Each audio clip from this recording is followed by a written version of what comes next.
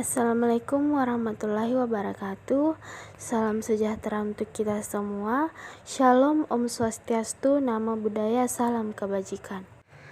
Perkenalkan, nama saya Putri Amalia dengan NIM 220404501050.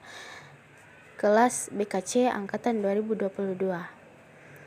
Saya dari jurusan Psikologi Pendidikan dan Bimbingan, Fakultas Ilmu Pendidikan, Universitas Negeri Makassar. Materi yang akan saya bawakan kali ini yaitu komunikasi sebagai landasan keterampilan konseling. Keterampilan konseling adalah bentuk skill yang dimiliki konselor atau guru dalam menerapkan praktek-praktek konseling. Keterampilan dasar dimaksud di sini adalah keterampilan konseling sebagai salah satu kompetensi dasar guru bimbingan dan konseling di sekolah. Keterampilan tersebut merupakan kompetensi yang harus dikuasai dalam setiap melakukan konseling individual. Keterampilan tersebut merupakan salah satu strategi di dalam melakukan wawancara dengan konseling. Di dalam proses konseling ini dikenal dengan adanya 3 tahap, dan ini harus diketahui oleh konselor sekolah. 3 tahap tersebut adalah tahap awal, tahap perkembangan, dan tahap terminal konseling. Setiap tahap ada keterampilan-keterampilan tertentu yang menyatu di dalam membangun suatu proses konseling yang utuh. Apabila proses ini gagal untuk dibangun, maka suatu keterampilan dapat mengganggu konseling secara keseluruhan. Selanjutnya ada jenis-jenis komunikasi. Jenis-jenis komunikasi yang dapat kita ketahui bersama-sama, di antaranya itu adalah komunikasi berdasarkan penyampaian. Ini ada 2, yaitu lisan dan tulisan. Yang pertama saya menjelaskan yaitu lisan. Komunikasi secara lisan dimaknai sebagai jenis komunikasi yang terjadi secara langsung tanpa ada batasan jarak. Misalnya, dalam suatu rapat, wawancara maupun percakapan biasa.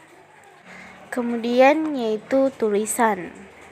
Komunikasi secara tertulis ini merupakan jenis media komunikasi yang penyampaiannya dilakukan dalam bentuk tulisan, misalnya naskah, spanduk, undangan, dan sebagainya. Kemudian yang kedua ini ada komunikasi berdasarkan tujuan. Jika ditinjau berdasarkan tujuan, komunikasi dapat dikategorikan menjadi beberapa macam. Misalnya, pemberian saran, pidato, perintah, ceramah, maupun wawancara. Konsep komunikasi semacam ini menekankan bahwa komunikator menjadi faktor penting dalam jalinan interaksi tersebut. Kemudian yang ketiga ada komunikasi berdasarkan ruang lingkup. Di antaranya itu ada internal dan eksternal. Internal ini, komunikasi internal merupakan jenis komunikasi yang terjadi dalam ruang lingkup organisasi maupun perusahaan. Contohnya ini ada interaksi antara individu yang ada dalam ruang lingkup tersebut. Komunikasi internal bisa berupa komunikasi vertikal, horizontal, maupun diagonal. Yang kedua ini ada eksternal. Komunikasi eksternal berarti komunikasi yang terjadi antara organisasi maupun masyarakat dalam berbagai macam bentuk. Misalnya itu konferensi pers, pameran, publikasi, siaran televisi, maupun bakti sosial. Kemudian yang terakhir ini ada komunikasi berdasarkan aliran. Di antaranya itu ada komunikasi satu arah. Ini dimaksud komunikasi yang berasal dari salah satu pihak saja. Kemudian komunikasi 2 arah, yaitu komunikasi yang mempunyai sifat saling memberikan timbal balik. Kemudian yang ketiga ada komunikasi ke bawah, yakni komunikasi dari atas dengan bawahan. Kemudian yang keempat ada komunikasi ke atas, yaitu komunikasi yang berasal dari seorang bawahan kepada atasan. Yang terakhir ini ada komunikasi ke samping, yakni komunikasi yang terjalin di antara beberapa orang pada kedudukan setara.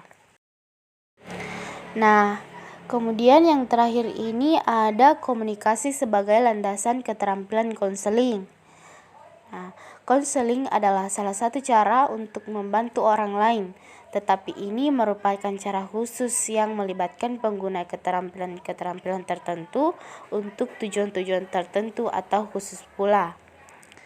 Tujuan utama menggunakan keterampilan konseling adalah untuk membantu konseling mengembangkan keterampilan pribadi dan inner stranger atau kekuatan batin, agar mereka dapat menciptakan kebahagiaan di dalam kehidupannya sendiri dan orang lain. Pemakaian keterampilan konseling oleh konselor dibagi menjadi 5 tujuan, yaitu supportive listening, memberikan konseling perasaan dipahami dan diafirmasi. Yang kedua, ada mengelola situasi bermasalah. Yang ketiga, problem management. Yang keempat, mengubah keterampilan-keterampilan buruk konseling yang menciptakan masalah bagi konseling. Dan yang kelima, ada mewujudkan perubahan falsafah hidup. Tentunya kelima tujuan keterampilan konseling ini diselenggarakan oleh konselor dengan media komunikasi, baik melalui bahasa verbal maupun bahasa nonverbal. Nah, secara garis besar, peranan keterampilan komunikasi melibatkan aspek verbal, vokal, tubuh, sentuhan, dan tindakan. Dengan penekanan-penekanan yang spesifik pada masing-masingnya. Pada intinya, keterampilan komunikasi konselor merupakan elemen utama dalam penyelenggaraan konseling.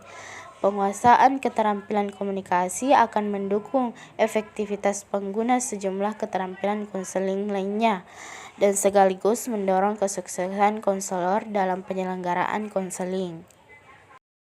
Nah, itulah tadi materi yang saya bawakan. Terima kasih sudah menonton video ini. Wabillahi taufiq wal hidayah. Wassalamualaikum warahmatullahi wabarakatuh.